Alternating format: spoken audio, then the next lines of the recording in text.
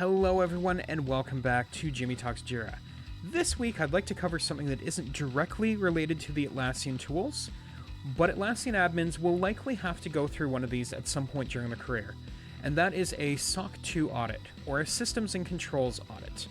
I have been through one multiple times myself, and I feel like there are some tips that I can offer to administrators in how you're going to set up your instance to make the audit a little bit easier when you have to go through it for your first time. With that, let's dive in. Okay, so as usual, there will be a video article combo of this posted in the online community. If you would prefer to read the text version versus listening to me talk about this, check out the link in the description to go ahead and do that. I would actually highly recommend you check out the article anyway, as there will be links to more information about SOC2 in there that I won't directly be covering in this video. So as I mentioned earlier, SOC stands for Systems and Organizational Control. And this audit is mainly used by service organizations to provide validated reports on the internal controls that they use for the information systems that their customers are accessing. And this report mainly focuses on 5 areas that they have called the Trust Service Principles, which are security, availability, confidentiality, processing integrity, and privacy. And those things have further detailed information in the link that I've mentioned, but the high-level categories give you an idea of the types of things that are going to be covered as a part of this audit. So, how often do you have to do this? Well, upon your initial application to become SOC 2 certified, you will need to complete this audit annually to maintain your certification. So what you'll want to make sure is that once you have put the things in place to do your initial application, these are things you're going to want to continue to do year over year, as you will have to continue to do the same audit process every single year that you want to be certified under the SOC 2 audit. So the next thing I want to cover is really more about you as a Jira admin, and when your internal advocate, which will probably be someone on your security team or someone within your IT team, depending on how large your organization is, you're going to be getting a request from them for a bunch of information to help them provide evidence to your auditor that you are following certain processes and practices. If you are also a Confluence admin, you may be approached by IT to help them provide the documentation on the processes that you are following. The auditors are going to take a look at the process documents that you have published, and they're going to first audit them to make sure that they are in line with the 5 trust principles. And then what they're going to do is they're going to want evidence that you are following those processes that you have laid out. So as a Jira admin, what you are more likely going to be asked to help provide is information about your projects that are going to be covered as a part of the audit. And for the most part, the majority of your projects are probably going to be covered. If you have some things that aren't directly related to the product or service that your company delivers, those may not be included. You'll want to talk to whoever it is that is doing the audit on your company side to understand what projects are going to be included as a part of this audit. You're going to be asked likely to help provide information about the permission schemes within those projects so that they can validate that you have proper privacy controls over who has access to what information. As well, you're probably going to be asked to provide a dump of Jira issue data for the projects that will be included in the audit. Most of the time, the audit period is from April 1st to September 30th of any given audit year. So what I would recommend is, once you know the projects that are going to be covered, and possibly even the issue types within those projects, I don't know exactly how everyone's projects will be set up. You may have some issue types that are exempt from this, but for the most part, if a project's included, it will be all issue types and all data within that project. And you're going to want to set up some JQL queries I say queries because you may need more than one depending on what it is that you are doing. And you're going to want to have them set up and saved so that it makes it easier for you next year when you're asked for the same information again. And you're going to want to provide a base level set of data for all of the issues that have been created within that audit period.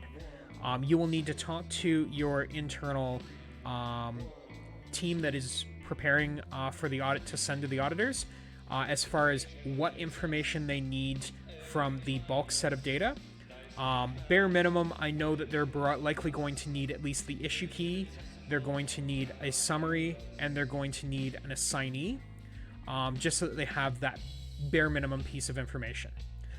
The first thing that they're going to be doing as a part of that audit is they're going to be looking at the issue keys, and they're going to be making sure that everything is sequential. So if you have been deleting issues, you're going to want to probably change your permission scheme so that deleting issues is no longer allowed. Most auditors see this as an attempt that you could be trying to hide information that would fail the audit. So they don't like seeing missing sequential numbers when it comes to an issue ID. The other thing that can cause that to happen is moving issues. Now, when you've moved an issue, the existing issue link still works, so you do have a means to prove that that issue hasn't been deleted by showing that the redirect does direct to the issue that where it was moved to. But that can be a hassle if you have a lot of issues that have been moved, that you may not want to have to deal with that. And the alternative to counter that would be that instead of moving issues, you would simply close an issue and create a new one in the project that it's going to be going to, with a note in the comments saying that you have moved this issue to this project under this new issue key. So once they have the base set of all the issues that have been created, and they have gone through and validated that you have all of your sequential numbering, they will then pull a random set of issue keys that they are going to want all of the information for. And when I say all of the information, in the past I have been asked for every single field that can be filled in, as well as the entire history for that issue. So that is all the transitions, all of the fields that have been filled in, removed, and by removed I mean values removed, as well as all the comments that have been made on that issue.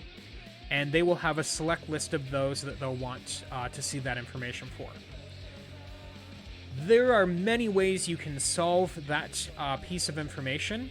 I think the most repeatable method would be to use a small script or program that leverages the APIs and allows you to pass in a list of issue IDs, and then we'll export the issue data that you need to send to the auditors, more likely in a CSV format or something that you feel appropriate for them being able to read the issue data.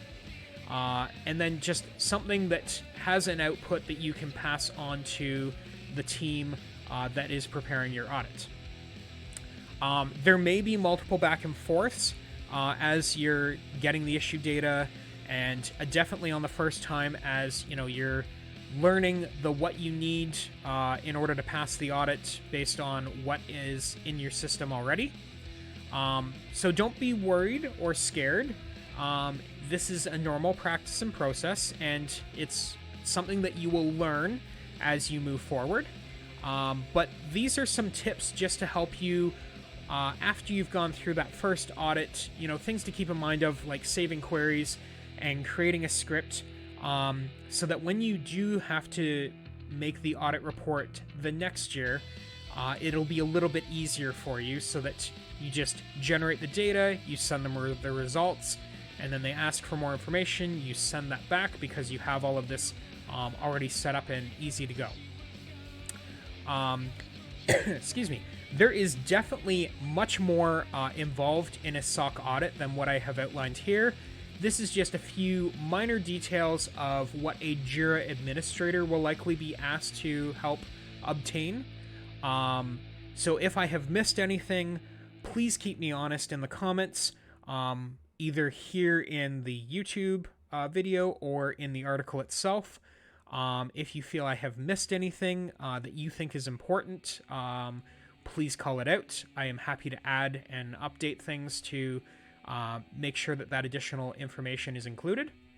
And other than that, that is sort of my few tips on, as a Jira admin, how to get prepared for doing your SOC2 audit. I hope you found this video insightful, helpful, and informative. Before I let you go, I want to bring to your attention PM72.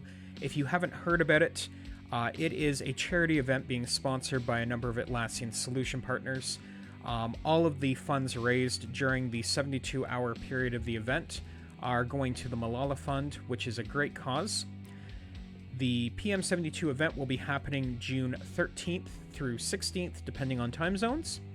I will actually be one of the presenters there, so be sure to check the link in the description and stay tuned to that event.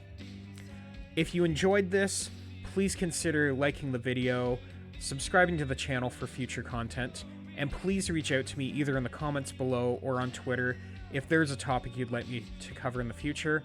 I am more than happy to do requests. And as always, thank you for stopping by.